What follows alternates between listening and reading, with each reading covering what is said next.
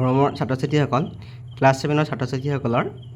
যিটো ডেচিমেল অধ্যায় আছে দশমিক যিটো পাঠ আছিলে গণিতৰ তাৰে কৰি চাওঁ আহা 8.9 পৃষ্ঠাত আছে তোমালোকৰ 359 পৃষ্ঠাত আছে ইয়াত কৈছে কি আমাক দশমাংশ আৰু শতাংশ স্থানলৈ আসন্ন মান উলিওৱা তাৰমানে এই যোগফল সংখ্যাবোৰৰ আমি প্ৰথমতে দশমাংশ স্থানলৈ আমি উলিয়াই পিনি আসন্ন মানটো উলিয়াব লাগিব তাৰপিছত শতাংশ স্থানলৈ উলিয়াই পিনি আমি শতাংশ স্থানলৈ আমি আসন্ন মান উলিয়াই পিনি আমি যোগফলটো আমি উলিয়াব লাগিব ইয়াত যোগফল দিছে চি আৰু ডি কি দিছে বিয়োগফল দিছে গতিকে আমি এইকেইটা এনেদৰে কৰিম প্ৰথমতে দিছে আমাক 27.8946 আৰু প্লাছ 4.73214 এতিয়া দশমাংশ স্থানলৈ আসন্ন মান দশমাংশ স্থানলৈ আমি আসন্ন উলিয়াব হ'লে প্ৰতিটো সংখ্যাক আমি দশমাংশ স্থানলৈ আমি আসন্ন মানটো উলিয়াই ল'ব লাগিব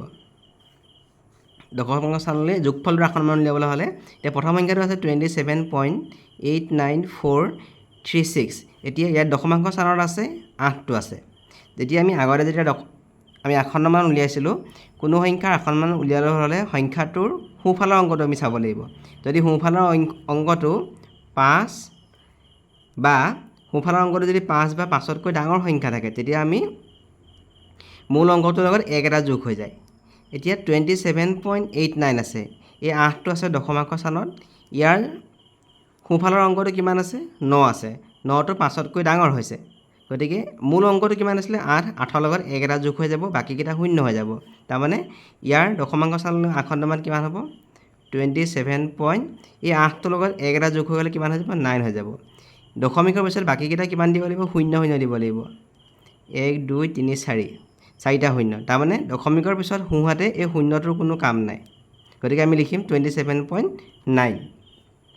তাৰপিছত ইয়াৰ আছে 4.73214 ইয়াৰ দশমাংশ স্থানত থকা অংক হৈছে 7 গতিকে 7ৰ সোঁফালৰ অংকটো কিমান 3 আছে 3টো 5তকৈ সৰু হৈছে গতিকে ইয়াৰ আসন্ন মান কিমান হ'ব 4.7 7ৰ পিছত আমি বাকীকেইটা শূন্য দিব লাগিব এই শূন্যকেইটা আমি নিদিওঁ আৰু তাৰমানে 27.9 আৰু 4.7 যোগ কৰিলে কিমান হ'ব 32.6 এইটোৱে হ'ল প্ৰথমটোৰ দশমাংশ স্থানলৈ আসন্ন মান এতিয়া আমি এই অংকটোকে আমাৰ শতাংশ স্থানলৈ আসন্ন মান উলিয়াবলৈ কৈছে শতাংশ স্থানলৈ এতিয়া ইয়াত চাওঁ আমি শতাংশ স্থানত কিমান আছে 9 আছে গতিকে 27. এতিয়া এই 9ৰ সোঁফালৰ অংকটো কিমান আছে 4 আছে গতিকে 4টো 5তকৈ সৰু হৈছে গতিকে এইকেইটা আমাৰ শূন্য হৈ যাব ইয়াৰ লগত 1 এটা যোগ নহয় তাৰমানে 27.89 হৈ যাব শতাংশ স্থানলৈ আসন্ন মান 27.89 হ'ব আৰু ইয়াত কিমান হ'ব 4. ইয়াৰ শতাংশ স্থানত আছে 3 আছে আমি সোঁফালৰ অংকটো চাম ইয়াৰ সোঁফালৰ অংকটো 2 আছে গতিকে ইয়াত কি হ'ব 4.73 হ'ব এই দুইটা যোগ হৈ যাব দুইটা যোগ হ'লে কিমান হৈ যাব আমাৰ 32.62 এইটোৱে হ'ল ইয়াৰ যোগফল বি নম্বৰ অংকটো দিছে আমাক ইয়াৰ দশমাংশ স্থানলৈ আসন্ন মান কিমান হ'ব ইয়াত 1. ইয়াত 2 আছে গতিকে আমি সোঁফালৰ অংকটো চাম 9 তাৰমানে ইয়াৰ লগত 2 লগত 1 এটা যোগ হৈ যাব 1.3 হৈ যাব প্লাছ 48. ইয়াত 7 আছে দশমাংশ স্থানত গতিকে ইয়াৰ সোঁফালৰ অংকটো চালোঁ 1 আছে 1টো 5তকৈ সৰু হৈছে তাৰমানে এইটো 48.7 থাকিব 48.7 আমি দুটা যোগ কৰি কিমান হ'ব 50 হৈ যাব তাৰমানে 50.0 হয় আমি সোঁফালে আমি শূন্যটো আমি নিলিখোঁ এতিয়া ইয়াত চাওঁ আমি যে শতাংশ স্থানলৈ আসন্ন মান ইয়াৰ শতাংশ স্থানত কিমান আছে 9 আছে 9ৰ সোঁফালৰ অংকটো কিমান 4 আছে গতিকে এইটো বদলি নহয় 1.29 থাকিব 1.29 এইটো আছে 48.71 ইয়াৰ শতাংশ স্থানত 1 আছে গতিকে ইয়াৰ সোঁফালৰ অংকটো চালোঁ আমি 7 দেখিলোঁ 7টো 5তকৈ ডাঙৰ গতিকে ইয়াত 48.72 হ'ব এইকেইটা যোগ কৰিলে হ'ব 50.01 এইটো হৈছে ইয়াৰ উত্তৰ ইয়াৰ দশমাংশ স্থানলৈ আসন্ন মান হ'ব ইয়াত 30.2 আছে গতিকে আমি ইয়াত 9 দেখিলোঁ গতিকে 13 কিমান হৈ যাব 3 হৈ যাব 13.3 এই 2 লগত আমি 1 এটা যোগ কৰি দিব লাগিব ইয়াত মাইনাছ আছে তাৰপিছত ইয়াৰ দশমাংশ স্থানত 4 আছে ইয়াত 7 আছে গতিকে সোঁফালৰ অংকত দেখিলোঁ আমি 5তকৈ ডাঙৰ গতিকে 8.5 হৈ যাব ইয়াত আৰু দুইটা বিয়োগ কৰিলে হ'ব 4.8 হৈ যাব আমি এতিয়া শতাংশ স্থানলৈ চাওঁ শতাংশ স্থানত 9 আছে আৰু এইটো 4 আছে গতিকে 13.29 থাকিব এইটো তাৰপিছত ইয়াত আছে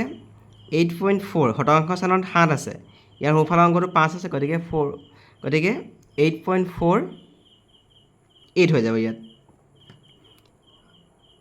8 হৈ যাব 8.4 ইয়াত 5 আছে নহয় গতিকে 8 হৈ যাব এতিয়া এইটো কৰিলে হ'ব 4.81 হৈ যাব যদি বিয়োগ কৰোঁ 4.81 গতিকে এইটো ওলালে তাৰপিছতে চাওঁ আমি ইয়াত দশমাংশ স্থানৰ শতাংশ মান কিমান হ'ব ইয়াত 5.9 আছে গতিকে ইয়াৰ লগত গোটেইকেইটা 1 যোগ কৰিলে কিমান হৈ যাব যদি আমি 5.999 ইয়াৰ লগত যদি আমি 1 যোগ কৰোঁ ইয়াৰ লগত 1 যোগ কৰিলে কিমান হৈ যাব এইটোৰ লগত 1 যোগ হ'ব মানে তাৰমানে 5.9 ইয়াৰ লগত যদি আমি 1 যোগ কৰোঁ কিমান হৈ যাব 10.6 কিমান হ'ব 6.0 মানে কিমান 6 হ'ব তেনেকৈ এইটো ইয়াত 0 আছে গতিকে এইটো 2 থাকিব 6 দুগুণ থাকিল 4 হৈ যাব ইয়াত শতাংশ স্থানলৈ আসন্ন ইয়াত 9 আছে গতিকে 5.99 লগত 1 যোগ কৰিলেও কিমান হৈ যাব 5.99 এইটো 9 আছে গতিকে ইয়াৰ লগত যদি 1 যোগ কৰোঁ কিমান হ'ব 0.06 6.00 তাৰমানে 6 থাকিব আৰু এইটো 2 থাকিব এইটো আনচাৰ কিমান হ'ব 4 হ'ব অনুশীলনী 8 দিছে আমাক প্ৰথমটো দিছে আমাক 1 নম্বৰটো তলৰ কোনটো আটাইতকৈ ডাঙৰ 10 ভাগৰ 1 1000 ভাগৰ 10 10 ভাগৰ 9 100 ভাগৰ 9 যদি এনেকৈ দিয়ে যদি তোমালোকে মুখতে নোৱাৰা এনেকৈ কৰি ল'বা এইটো কিমান আছে 10 ভাগৰ 1 10 ভাগৰ 1 আৰু এইটো আছে আমাৰ 1000 ভাগৰ 10 1000 ভাগৰ 10 এইটো আছে 10 ভাগৰ 9 10 ভাগৰ 9 আৰু এইটো আছে 100 ভাগৰ 9 এতিয়া চাওঁ আমি ইয়াত আটাইতকৈ ডাঙৰ হৰ আছে 1000 গতিকে প্ৰতিটো আমি 1000 কৰিম এতিয়া এই 10টোৰ লগত আমি 1000 হ'ব হ'লে 10ৰ লগত কিমান পূৰণ কৰিব লাগিব 100 পূৰণ কৰিব লাগিব আৰু এই 1টোৰ লগতো আমি কিমান 100 পূৰণ কৰিব লাগিব এইটো 1000 ভাগৰ 10 আছে 1000 ভাগৰ 10 আমি ৰাখিছোঁ এতিয়া এই 10টো 1000 কৰিবলৈ হ'লে 10টোৰ লগত আমি পূৰণ কৰিব লাগিব 100 আৰু 9টোৰ লগতো 10 পূৰণ কৰিব লাগিব তলত যদি আমি 9টোৰ লগত আমি 100 পূৰণ কৰিব লাগিব তাৰমানে ইয়াত যদি আমি 100 পূৰণ কৰিলোঁ ইয়াতো আমি 100 পূৰণ কৰিব লাগিব গতিকে ইয়াত হৈ গ'ল আমাৰ 1000 তলত 1000 হৈ গ'ল আৰু এইটো কিমান হৈ গ'ল 900 হৈ গ'ল এইটো চাওঁ এইটো 100 আছিলে এই 100টো আমাৰ 1000 কৰিবলৈ হ'লে 100 লগত 10 এটা পূৰণ কৰিব লাগিব গতিকে 9 লগতো আমি 10 পূৰণ কৰিম ইয়াত 1000 হৈ গ'ল ইয়াত 9 দুগুণ 90 হৈ গ'ল ইয়াত চাওঁ এইটো যদি কৰোঁ আমি এইটো 1000 হৈ গ'ল আৰু 100 হৈ গ'ল এতিয়া চাওঁ আমি 1000 ভাগৰ 100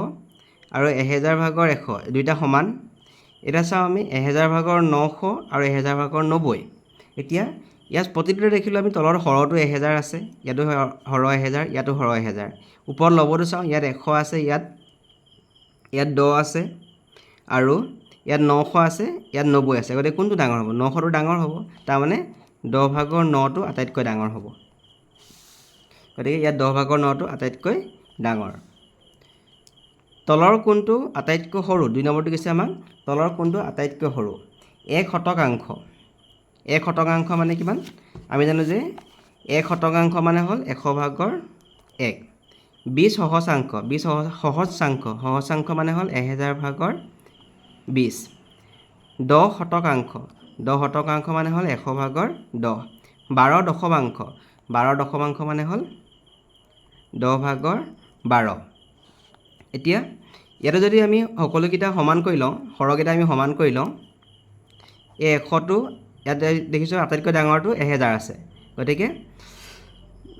গোটেইকেইটা হৰটো কিমান হৈ যাব আমি 1000 কৰি লওঁ গতিকে 100 লগত আমি 10 পূৰণ কৰিছোঁ 1 লগতো 10 পূৰণ কৰিছোঁ ইয়াৰ লগত এইটো একেই আছে গতিকে নাপাতো আমি এইটো 100 ভাগৰ এই 100টো 1000 কৰিলে ইয়াৰ লগত 10 এটা পূৰণ কৰিম আৰু 10ৰ লগতো 10 পূৰণ কৰিম আৰু এইটো 10টোৰ লগত আমি এইটো 1000 কৰিবলৈ 10ৰ লগত আমি 100 পূৰণ কৰিব লাগিব আৰু 12ৰ লগতো আমি 100 পূৰণ কৰিব লাগিব তাৰমানে ইয়াত হৈ গ'ল 1000 ভাগৰ 10 এইটো থাকিলে আমাৰ 1000 ভাগৰ 20 থাকিলে এইটো হৈ গ'ল 1000 ভাগৰ 10 দুগুণ 100 হৈ গ'ল আৰু এইটো হৈ গ'ল আমাৰ 1000 ভাগৰ 120 হৈ গ'ল ইয়াত দেখিলোঁ চবতে হৰটো তলত 1000 আছে ওপৰ লবটো চাওঁ 10 20, 100, 120 কোনটো ডাঙৰ হ'ব 120টো ডাঙৰ হ'ব তাৰমানে এই 10/12টো ডাঙৰ হ'ব গতিকে ইয়াত কোনটো ডাঙৰ হ'ব 12 দশমাংশটো ডাঙৰ 3 নম্বৰটো কৈছে আমাক তলৰ কোনটো 9 দশক 9 একক 9 দশমাংশ 1 শতাংশৰ সমান হ'ব এতিয়া 9 দশক মানে কিমান 9 দুগুণ 90 এতিয়া চাওঁ 9 দশক কৈছে তাৰমানে 9 লগত আমি 10টো পূৰণ কৰিব লাগিব আকৌ 9 একক কৈছে 9 একক মানে কিমান 9 লগত আমি 1টো পূৰণ কৰিম 9 দশমাংশ তাৰমানে 9 পূৰণ 10/1 তাৰপিছত 9 শতাংশ তাৰমানে 9 পূৰণ শতাংশ মানে কিমান 100/1 এতিয়া আমি যদি কৰোঁ এইটো 9 দুগুণ 90 হ'ব আকৌ 9 এগুণ 9 হ'ব এতিয়া 10 এইটো 9 হ'ব আৰু এইটো 100/9 হ'ব 90 লগত 9 যোগ কৰিলে 99 হৈ গ'ল 10/9 মানে 0.9 100/9 মানে 0.09 তাৰমানে যেতিয়া গোটেইকেইটা আমি যোগ কৰোঁ 99.99 হ'ব গতিকে কোনটো শুদ্ধ উত্তৰ হ'ব এইটো বি নম্বৰটো শুদ্ধ উত্তৰ হ'ব 4 নম্বৰত দিছে তলৰ কোনটো 37 একক 5 দশমাংশ আৰু 10 শতাংশৰ সমান 37 একক কৈছে 37 একক কৈছে তাৰমানে 37 লগত আমি 1টো পূৰণ হ'ব 5 দশমাংশ গতিকে 5 পূৰণ 10/1 হ'ব 10 শতাংশ গতিকে 10 পূৰণ 100/1 হ'ব এতিয়া ইয়াত চাওঁ আমি 37 লগত 1 পূৰণ কৰিলে 37 হ'ব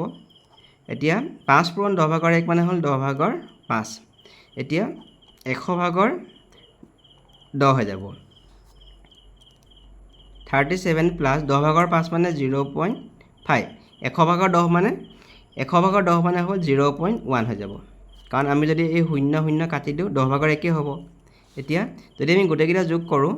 37.6 হৈ যাব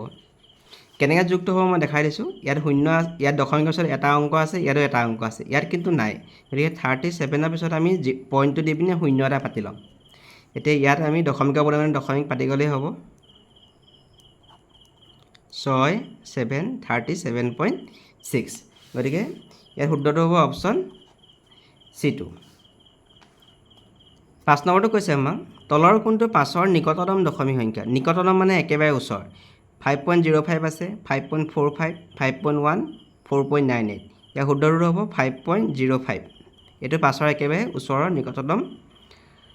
দশমিক সংখ্যা হ'ব তাৰপিছত দিছে আমাক 0.61 0.61 আৰু 0.7ৰ মান কিমান 0.61 আমি যদি চাওঁ 0.61 আৰু 0.7 এতিয়া ইয়াত দিছোঁ দশমিকৰ পিছত দুটা অংক আছে ইয়াত কিন্তু এটা আছে গতিকে 0.61 আমি পুৰবেদে পাতি ল'লে হ'ল দশমিকৰ পিছত 1 7 6 13 1 1.31 হৈ গ'ল গতিকে ইয়াত কোনটো হ'ব 1.31 5/1ৰ মান কিমান ইয়াত কোনটো তলত সমান হৈ সুধিছে 5/1ৰ লগত আমি যদি চাওঁ 5/1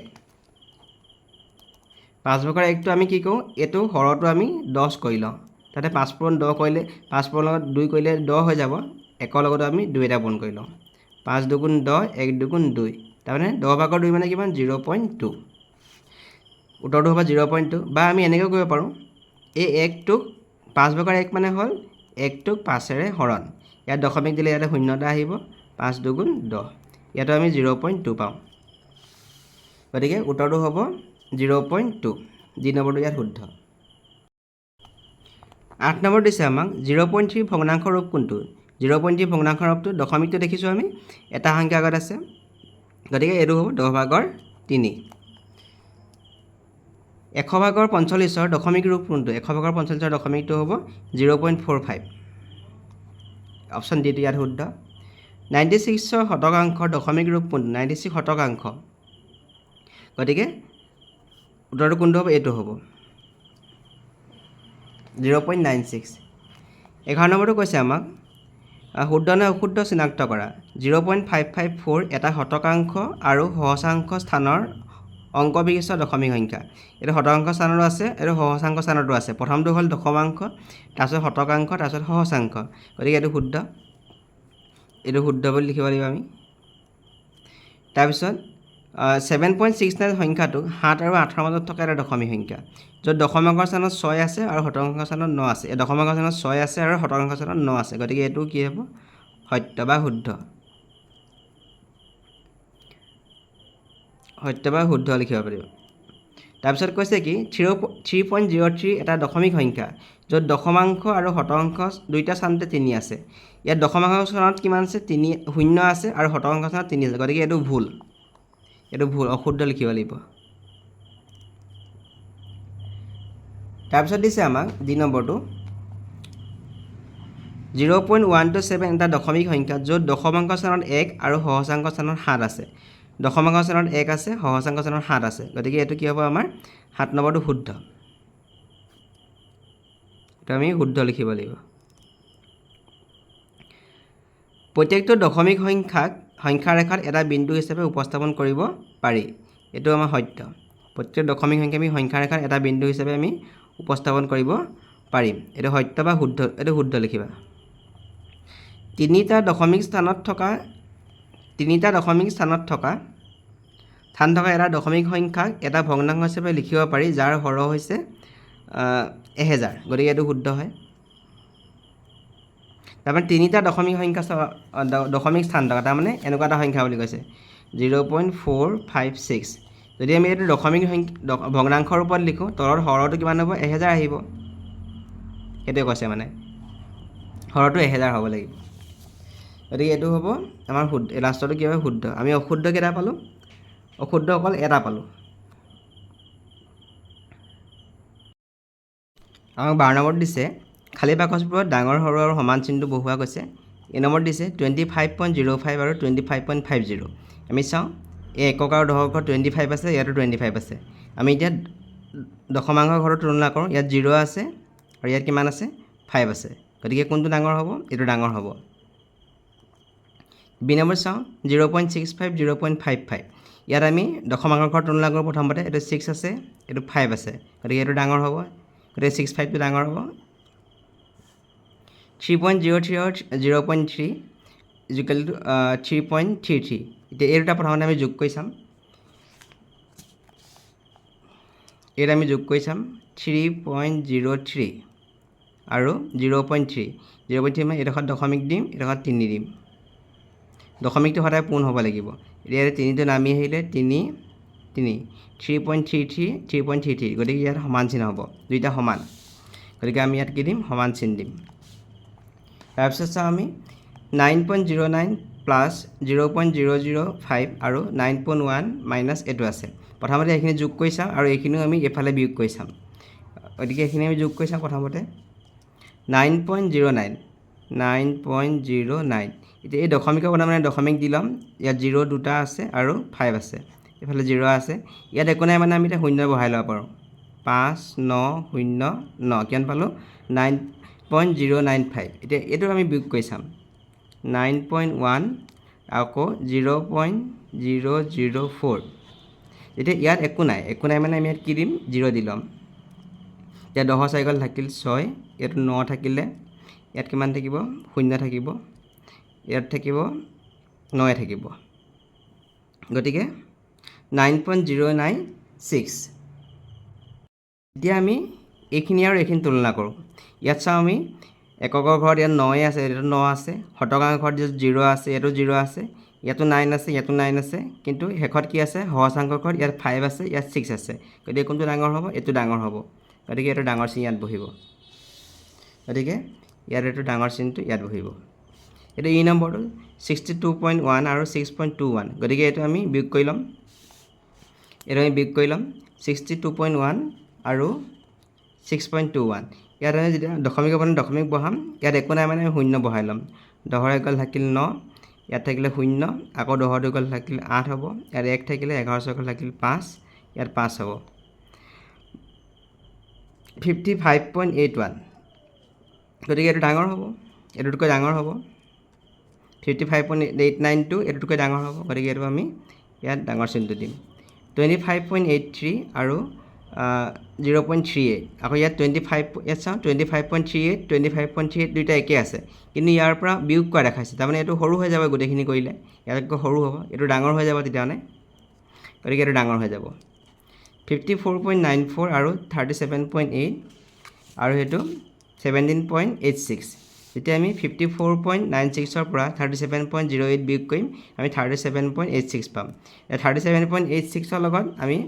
17.86 তুলনা কৰিলে কোনটো ডাঙৰ হ'ব এইটো ডাঙৰ হ'ব গতিকে ইয়াত এইটো ডাঙৰ চিনটো ইয়াত বহিব গতিকে এইটো চিনটো ইয়াত বহিলে তাৰপিছত দিছে আমাক 13 নম্বৰটো তোমাক দেউতাৰাই বজাৰ কৰিবলৈ 300 টকা আৰু সামগ্ৰীৰ এখন তালিকা দি পঠিয়ালে দোকানীয়ে বজাৰ কৰা সামগ্ৰীৰ দামৰ ৰচিদ এখন তালিকাত দিয়াৰ ধৰণে লিখি দিলে এতিয়া এইবোৰ দাম দিয়া আছে যে মচুৰ দাইল 500 গ্ৰাম লৈছে প্ৰতি কিলোগ্ৰামত কিমান কৈছে 95 টকাকৈ এতিয়া 1 কিলোগ্ৰামত যদি 95 টকা হয় 500 গ্ৰামত কিমান হ'ব আমি কেনেকৈ উলিয়াম 1 কিলোগ্ৰামত আমাক 95 দিছে 1 কিলোগ্ৰাম মানে হ'ল 1000 গ্ৰাম চাওঁ 1 কিলোগ্ৰাম মানে হ'ল 1000 গ্ৰাম 1000 গ্ৰামৰ দাম 95 টকা গতিকে 500 গ্ৰামৰ দাম কিমান হ'ব ইয়াৰ লগত আমি 500টো পূৰণ কৰিব লাগিব যেতিয়া 500য়ে আমি দুটা শূন্য কাটি দিলোঁ এই দুটা শূন্য কাটি দিলোঁ 5ৰে যদি 10ক 2 থাকিব তাৰমানে 95ক 2য়ে হৰণ 95ক যেতিয়া 2য়ে হৰণ কৰিম আমি পাম 47.5 ৰুপিজ এতিয়া প্ৰথমটো সেইকাৰণে লিখিছে 47.5 ৰুপিজ এইটো 47.5 ৰুপিজ লিখিছে পিছতো কৈছে মিঠাতেল 1 লিটাৰৰ দাম 210 টকা কিমান লৈছে 300 মিলিলিটাৰ তে 1 লিটাৰ মানে হ'ল 1000 মিলিলিটাৰ তাৰমানে 1000 মিলিলিটাৰৰ দাম কিমান কৈছে 210 টকা আমাক কিমান লিটাৰ দিছে 300 মিলিলিটাৰৰ দাম গতিকে ইয়াত আমি 300টো পূৰণ কৰিব লাগিব এতিয়া এই দুটা শূন্য আমি কাটি দিলোঁ এই দুটা শূন্য কাটি দিলোঁ এই শূন্যটো এইটো শূন্য কাটি দিলোঁ ওপৰত কিমান থাকিলে 21 আৰু 3 থাকিলে কিমান 3 গুণ 3 3 দুগুণ 6 63 এনে 300 মিলিলিটাৰ দাম কিমান হ'ব 63 হ'ব গতিকে আমি ইয়াত লিখিম 63 2 কিলোগ্ৰাম 1 কিলোগ্ৰামৰ দাম 50 টকা কৈছে গতিকে 2 কিলোগ্ৰামৰ দাম কিমান হ'ব 50ৰ লগত 2 পূৰণ কৰিলে কিমান হৈ যাব 100 হৈ যাব ইয়াত 100 টকা হৈ যাব তাৰপিছত দিছে আমাক চেনি দিছে 1 কিলোগ্ৰামৰ দাম 51 টকা গতিকে 250 গ্ৰামৰ দাম কিমান হ'ব এতিয়া 1 কিলোগ্ৰাম মানে হ'ল 1000 গ্ৰাম 1000 গ্ৰামৰ দাম 51 টকা গতিকে 250 গ্ৰামৰ দাম কিমান হ'ব যদি আমি এইটো কাটো 250ৰ লগত 1000 কাটিলে 4 বাৰ যাব 250ৰ লগত 4 পূৰণ কৰিলে 1000 হ'ব এতিয়া ওপৰত কিমান থাকিলে 51 তলত থাকিলে 4 তাৰমানে 51ক আমি 4ৰে হৰণ কৰিম হৰণ কৰিলে কিমান হ'ব 4 গুণ 4 11 থাকিলে 4 দুগুণ 8 30 হৈ গ'ল 4 7 গুণ 28 2 থাকিলে 4 5 গুণ 20 12.75 গতিকে আমি লিখিম 12.75 ইমান টকা হৈ গ'ল তাৰপিছত 1 কিলোগ্ৰামৰ দাম 35 টকা কৈছে পিঁয়াজ গতিকে 500 গ্ৰাম মানে কিমান হ'ব 1 কিলোগ্ৰাম মানে হ'ল 1000 গ্ৰাম 1000 গ্ৰামৰ দাম কৈছে 35 টকা গতিকে 500 গ্ৰামৰ দাম কিমান হ'ব এই 500 লগত 1000 কাটিলে দুবাৰ যাব আমি যদি 35ক 2য়ে হৰণ কৰোঁ কিমান হ'ব 17.5 হ'ব গতিকে এইকেইটা হ'ল ইয়াৰ দাম 17.5 এতিয়া এই গোটেইকেইটাৰ দাম আমি যোগ কৰিব লাগিব আমাৰ ইয়াত দিছে আমাক ৰচিদখনত থকা আটাইবোৰ সামগ্ৰীৰ মুঠ দাম উলিওৱা এতিয়া আটাইবোৰ সামগ্ৰী আমি ৰচিদখনত লিখিলোঁ এতিয়া মুঠ দামটো আমি লিখি দিছোঁ এই ৰচিদখনত থকা আটাইবোৰ সামগ্ৰীৰ মুঠ দাম এই গোটেইখিনি যোগ কৰিছোঁ 47.5 63 গোটেইখিনি যোগ কৰিলে আমি পাম 240 টকা 75 পইচা পাম বি নম্বৰটো কৈছে আমাক বজাৰ কৰাৰ পিছত তুমি তোমাৰ দেউতাক কিমান টকা ঘূৰাই দিবা এতিয়া বি নম্বৰটো এইটো যে মুঠ টকা আছিল 300 টকা কিমান খৰচ হ'ল ইমান টকা খৰচ হ'ল গতিকে ঘূৰাই দিয়া টকা কিমান হ'ব 300 টকাৰ পৰা আমি এইটো বিয়োগ কৰিম বিয়োগ কৰিলে কিমান হ'ব 59.25 টকা এইটো কেনেকৈ বিয়োগ কৰিম দেখাই দিছোঁ এতিয়া চাওঁ 240 পিছত দশমিক আছে যিটো 300 পিছত দশমিক নাই আমি 300 পিছত দশমিক সোঁহাতে দুটা শূন্য বহাই ল'ব পাৰিম তাৰপিছত ইয়াত আমি 240.75 বিয়োগ কৰিলে কিমান হ'ব 10 5 গ'ল থাকিল 5 9 7 গ'ল থাকিল 2 ইয়াত 9 থাকিলে ইয়াতো 9 থাকিলে গতিকে 59.25 হ'ব সুজানৰ প্ৰশ্ন দিছে আমাক তলত দিয়া এপেকেট বিস্কুটৰ পুষ্টিৰ তথ্য দেখুওৱা হৈছে পুষ্টিৰ তথ্য শক্তি কিমান আছে 40.5 কেলৰি প্ৰতি 100 গ্ৰামত কিমান হ'ব 487 কেলৰি আছে কৈছে তাৰপিছত প্ৰটিন কিমান আছে কৈছে 0.63 গ্ৰাম যেনেকৈ কাৰ্বহাইড্ৰেট ইমান আছে চেনি ইমান আছে ইমান সংপৃক্ত ফেটি এচিড ইমান আছে চৰ্বি ইমান আছে। এতিয়া আমাক প্ৰশ্ন দিছে কি এই নম্বৰটো প্ৰত্যেকটো বিস্কুটৰ পুষ্টিৰ পৰিমাণ গ্ৰামত নিৰ্ণয় কৰা। বিস্কুটৰ পুষ্টিৰ পৰিমাণ মুঠ পুষ্টিৰ পৰিমাণ গোটেইখিনি আমাক যোগ কৰিব কৈছে মানে এই গোটেইখিনি আমাক যোগ কৰিব কৈছে। শক্তিৰ লগত জড়িত পুষ্টিক বাদ দি শক্তিৰ লগত জড়িত পুষ্টি মানে হ'ল এইখিনি বাদ দি 40.5টো আমি বাদ দিব লাগিব। ইয়াত কেলৰি আছে বাকীখিনি আমাক যোগ কৰিব কৈছে। এই গোটেইখিনি যোগ কৰিলে আমাৰ এইটো হ'ব যে এই নম্বৰটো 0.60 এইখিনি গোটেইখিনি আমি যোগ কৰিলে কিমান হ'ব 5.11 হ'ব। তোমালোকে যোগ কৰি চালে এইটো ইমানটো পাবা। তাৰপিছত দিছে আমাক বি নম্বৰটো 100 গ্ৰাম বিস্কুটত থকা মুঠ পুষ্টিৰ পৰিমাণ গ্ৰামত নিৰ্ণয় কৰা। এতিয়া এইখিনি নিৰ্ণয় কৰিব কৈছে। মুঠ পুষ্টিৰ পৰিমাণ শক্তিৰ লগত জড়িত পুষ্টিক বাদ দি তাৰমানে এইখিনি আমি বাদ দিব লাগিব। বাকী এই গোটেইখিনি যোগ কৰিব কৈছে। 7.37ৰ পৰা আমি যোগ কৰিব কৈছে। এইখিনি যোগ কৰিলে আমাৰ হ'ব 7.37 এই গোটেইখিনি যোগ কৰিলে হ'ব 128.01 গ্ৰাম। তাৰপিছত আমাক সুধিছে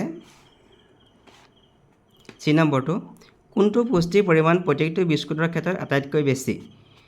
এতিয়া ইয়াত চাওঁ আমি তালিকাখন। আকৌ ইয়াত কৈছে শক্তিৰ লগত জড়িত পুষ্টিক বাদ দি তাৰমানে এই দুটা আমি বাদ দিব লাগিব। কেলৰিকেইটা আমি বাদ দিম। বাকী কোনটো বেছি চাওঁ। ইয়াত যদি বেছি চাওঁ আমি এইটো 5.56টো ডাঙৰ এইখিনিৰ ভিতৰত আৰু ইয়াত 66.48টো ডাঙৰ। তাৰমানে এইটো কোনটো হয় কাৰ্বহাইড্ৰেট। গতিকে আমি লিখিব লাগিব যে কাৰ্বহাইড্ৰেট পুষ্টিৰ পৰিমাণ প্ৰত্যেকটো বিস্কুটৰ ক্ষেত্ৰত আটাইতকৈ বেছি। এইটো হ'ল চি নম্বৰ উত্তৰ। তাৰপিছত আমাক দিছে 15 নম্বৰটো তলৰ তালিকাত বায়ুমণ্ডলৰ গেছসমূহৰ পৰিমাণ দেখুওৱা হৈছে। এখন তালিকা দিয়া আছে তাত বায়ুমণ্ডলৰ গেছবোৰৰ তালিকা পৰিমাণ দেখুওৱা হৈছে। বায়ুমণ্ডলৰ কোনটো গেছৰ পৰিমাণ আটাইতকৈ বেছি। এতিয়া আৰ্গন কিমান আছে ইমান আছে, কাৰ্বন ডাই অক্সাইড ইমান, অক্সিজেন ইমান, নাইট্ৰজেন ইমান আৰু অন্যান্য ইমান আছে। এতিয়া এই নম্বৰটো বায়ুমণ্ডলত কোনটো গেছৰ পৰিমাণ আটাইতকৈ বেছি। ইয়াত কোনটো ডাঙৰ আটাইতকৈ। এতিয়া 0.78টো ডাঙৰ তাৰমানে নাইট্ৰজেনটো আটাইতকৈ বেছি। 0.78টো ডাঙৰ হৈছে। আটাইতকৈ কোনটো কম। ইয়াত কোনটো কম আটাইতকৈ কম হৈছে এইটো 0.03 কাৰ্বন ডাই অক্সাইডটো আটাইতকৈ কম। গতিকে আমি ইয়াত লিখিছোঁ যে 0.78 এইটো নিলিখিলেও হ'ব তোমালোকে এইটো মই বুজিবৰ কাৰণে লিখি দিছোঁ। 0.78 নাইট্ৰজেন গেছৰ পৰিমাণটো আটাইতকৈ বেছি। আকৌ কম কোনটো এইটো 0.003 কাৰ্বন ডাই অক্সাইড গেছৰ পৰিমাণ আটাইতকৈ কম। তাৰপিছত আমাক দিছে 16 নম্বৰটো ৰিয়া এখন দোকানলৈ গৈ দুটা ফলৰ ৰসৰ বটল দেখা পালে। এটাৰ দাম আছিলে ইমান টকা 45.75 আৰু আনটোৰ দাম 45.07। তাই ক'লে কি দ্বিতীয়টোৰ দাম কম। এইটোৰ দাম কম বুলি কৈছে যিহেতু 07টো 75তকৈ সৰু। তুমি তাইৰ কথাত সন্মত নে। তোমাৰ উত্তৰৰ সপক্ষে যুক্তি দিয়া। তাই ক'লে কি এইটো সৰু কাৰণ 07টো এই 75তকৈ সৰু। কাৰণ এইটো ইয়াৰ কথাত সন্মত নে কৈছে। আমি এইটো সন্মত হ'ম কাৰণ কেলৈ আমি যদি 45 তুলনা কৰোঁ দুইটা সমান। তাত দশমিকৰ পিছৰ যিটা সংখ্যা দশমিকৰ পিছৰ যদি সংখ্যাকেইটা তুলনা কৰোঁ ইয়াত 07টো 75তকৈ সৰু হ'ব। গতিকে আমি সেইখিনি লিখিব লাগিব যে মই ইয়াৰ কথা সন্মত 45.07 আৰু 45.75ৰ দশমিকৰ পাছৰ অংক দুটা তুলনা কৰিলে পাম যে 07টো 75তকৈ সৰু। গতিকে এই সংখ্যাটো এইটোতকৈ সৰু।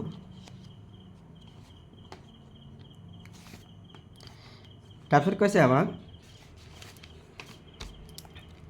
পুনৰাবৃত্তি নকৰাকৈ 2, 3, 7, 9 অংককেইটা ব্যৱহাৰ কৰি তিনিটা দশমিক স্থানলৈ সংখ্যা গঠন কৰা সংখ্যাবোৰৰ ভিতৰত আটাইতকৈ ডাঙৰ আৰু আটাইতকৈ সৰু সংখ্যাটো কি। তুমি কেনেকৈ সজাবা বৰ্ণনা কৰা। আমাক অংককেইটা দিয়া আছে এইকেইটা। আমাক এইকেইটা অংক দিয়া আছে 2, 3, 7, 8, 9। আমাক তিনিটা দশমিকৰ 3 নম্বৰ স্থানলৈকে আমাক সংখ্যাটো উলিয়াবলৈ কৈছে। গতিকে আমি কি কৰোঁ প্ৰথমতে আমি এককৰ ঘৰটো পাতি ল'ম। ইয়াৰ আটাইতকৈ ডাঙৰ অংক কোনটো 2, 3, 7, 9 ভিতৰত আটাইতকৈ ডাঙৰ অংকটো হৈ গ'ল 9। তাৰপিছত আমি দশমিক দিম 9 তাৰপিছতটো 7, 3, 2 এইটো হ'ল আটাইতকৈ ডাঙৰ সংখ্যা 9.732। আটাইতকৈ সৰু সংখ্যাটো কি কৰিম আমি সংখ্যাটো ইয়াৰ ভিতৰত আটাইতকৈ সৰু অংক কোনটো 2 আছে। 2, 3, 7, 9 এইটো আটাইতকৈ সৰুটো। আমি কেনেকৈ পালোঁ এতিয়া ডাঙৰ সংখ্যাটো কেনেকৈ পালোঁ সেইটো লিখিবলৈ কৈছে যে মই একক দশমাংশ শতকাংশ আৰু সহস্ৰাংশ ঘৰত ক্ৰমে অংকবোৰ ডাঙৰৰ পৰা সৰুলৈ দিলে আটাইতকৈ ডাঙৰ সংখ্যাটো পাম। তাৰমানে এইটো একক ঘৰ এইটো দশমাংশ ঘৰ, এইটো শতকাংশ ঘৰ, সহস্ৰাংশ ঘৰ। ইয়াত সংখ্যাবোৰ অংকবোৰ যদি মই ডাঙৰৰ পৰা সৰুলৈ দিছোঁ কৈছোঁ 9 7 3 2, গতিকে আমি ডাঙৰ সংখ্যাটো পাম। আৰু এইটোত কি হ'ব, আমি যদি আকৌ সংখ্যাবোৰ আমি একক, দশমাংশ, শতকাংশ, সহস্ৰাংশ ঘৰত অংকবোৰ সৰুৰ পৰা ডাঙৰলৈ দিলে আমি আটাইতকৈ সৰু সংখ্যাটো পাম। ইয়াত আমি কি কৈছোঁ, অংকবোৰ সৰুৰ পৰা ডাঙৰলৈ দিছোঁ, গতিকে আটাইতকৈ সৰু সংখ্যাটো পাম। তাৰপিছত দিছে আমাক 18টো উক্তি দিছে 0.50 আৰু 0.5 একেটা সংখ্যা মান বুজায়। যুক্তিটো দিছে কি, দশমিক সংখ্যাৰ শেষত সোঁফালে শূন্য বহুৱালে সংখ্যাটোৰ মান সলনি নহয়। এতিয়া এই দশমিক সংখ্যাটোৰ পিছত অংকটোৰ সোঁফালে শূন্য বহাইছে, গতিকে ইয়াৰ কোনো মান বদলি নহয়, এই শূন্যটো গণ্য কৰা নহয়। তাৰমানে 0.50 আৰু 0.5 দুইটা একেই। গতিকে এইটো উক্তি আৰু যুক্তি, এই উক্তিটোৰ প্ৰকৃত যুক্তি এইটো হৈছে। গতিকে আমাক ইয়াত বিকল্প দিয়া আছে, উক্তি আৰু যুক্তি দুইটাই শুদ্ধ, আৰু যুক্তিটো আৰটো হৈছে এই শুদ্ধ ব্যাখ্যা। এতিয়া যুক্তিটোৱে উক্তিটো শুদ্ধ ব্যাখ্যা কৰিছে, গতিকে আমাক এই নম্বৰটো ইয়াত শুদ্ধ হ'ব। 19 নম্বৰত দিছে আমাক উক্তি দিছে 0.9 আৰু 0.09 যোগফল কৰিলে 0.99 পোৱা যাব। আমি হয় নহয় চাওঁ, 0.9 আৰু 0.09 আমি যদি যোগ কৰোঁ, ইয়াত একো নাই, মানে আমি শূন্য এটা বহাই ল'ম, এইটো 9 9 0, 0.99 আমি পালোঁ, গতিকে এইটো শুদ্ধ হয়। দশমিক সংখ্যাৰ যোগফল আৰু বিয়োগফলৰ আসন্ন মানে সদায় প্ৰকৃত মান নিদিবও পাৰে, এইটোও শুদ্ধ। যে দশমিক সংখ্যাৰ যোগফল আৰু বিয়োগফলৰ আসন্ন মানে সদায় প্ৰকৃত মান নিদিবও পাৰে, এইটোও শুদ্ধ। কিন্তু কি কৈছে, এই উক্তিটোৰ লগত যুক্তিটো শুদ্ধ হোৱা নাই, কাৰণ এই উক্তিটো হ'ব পৰাকৈ ইয়াৰ এইটো যুক্তি সম্পূৰ্ণ যুক্তি নহয়, শুদ্ধ যুক্তি নহয়, কিন্তু এই যুক্তিটো নিজৰ মতে শুদ্ধ হৈছে। গতিকে আমি বিকল্পমুখ কি দিছে, এ আৰু আৰ দুইটাই শুদ্ধ, কিন্তু আৰটো এৰ শুদ্ধ ব্যাখ্যা নহয়, গতিকে এইটো আমাৰ শুদ্ধ হ'ব। এই যুক্তিটোৱে এই উক্তিটো সম্পূৰ্ণ শুদ্ধকৈ ব্যাখ্যা কৰা নাই, কিন্তু এই দুইটাই শুদ্ধ, যুক্তি আৰু উক্তি দুইটাই শুদ্ধ, গতিকে আমাক ইয়াত 1 নম্বৰটো ৰাইট চিন হ'ব। তাৰপিছত দিছে আমাক 20 নম্বৰটো 5.6 আৰু 2.48ৰ পাৰ্থক্য হৈছে 3.12, এতিয়া পাৰ্থক্য মানে বিয়োগফল। 5.6 আমি যদি চাওঁ, 5.6 আৰু 2.48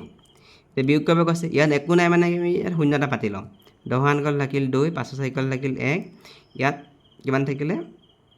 5, 5 দুইকল থাকিল 3, 3.12, গতিকে বিয়োগফলটো শুদ্ধ হয় 3.12।